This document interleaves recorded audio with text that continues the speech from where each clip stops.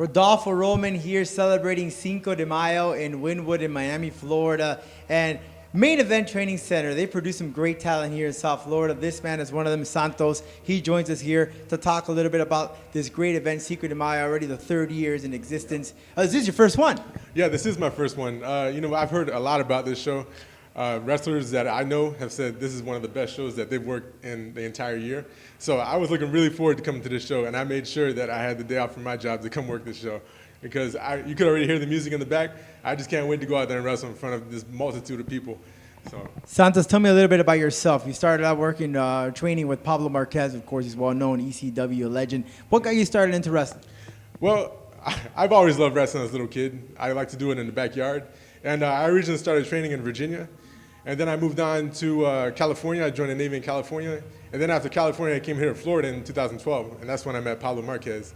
And before that, I was kind of like, I didn't really have a grasp on the wrestling game. When I met Pablo, that's when I blossomed. That's when it all came together.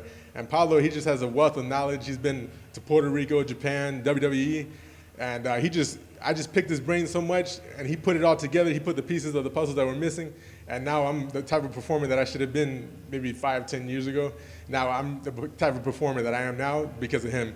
So how long? So you've been about 10 years already in the wrestling business? Yeah, since 2005, so about 11 years. So yeah, but it's been a blast. Ever since I met Pablo, it's been a blast. He put me up against guys like Chavo Guerrero Jr., Stevie Richards, Yoshitatsu. I mean, guys that I never thought I'd be able to wrestle. I wrestled because of him.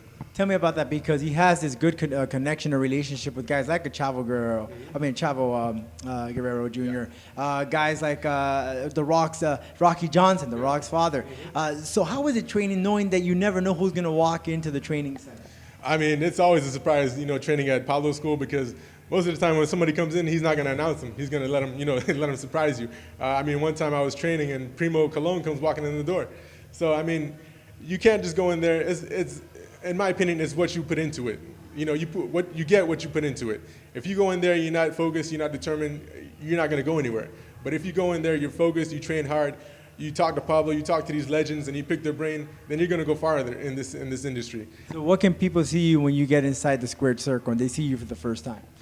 Well, I just bring this intensity, this aggression, and I think people can relate to that. When I'm in there, I go 100%, full throttle, because these people are paying their hard-earned money, and they want to see a show. They don't want to see these soft hits and somebody who's not really into it. They want to see somebody that's digging and scratching and clawing and just tearing another guy apart. That's what they came to see. That's the show they want to see. And I want people to go home knowing that they got their money worth when they see me wrestle. Awesome, Santos. Thank you so much. We look forward to seeing you in action. Thank you. This is The Roman Show.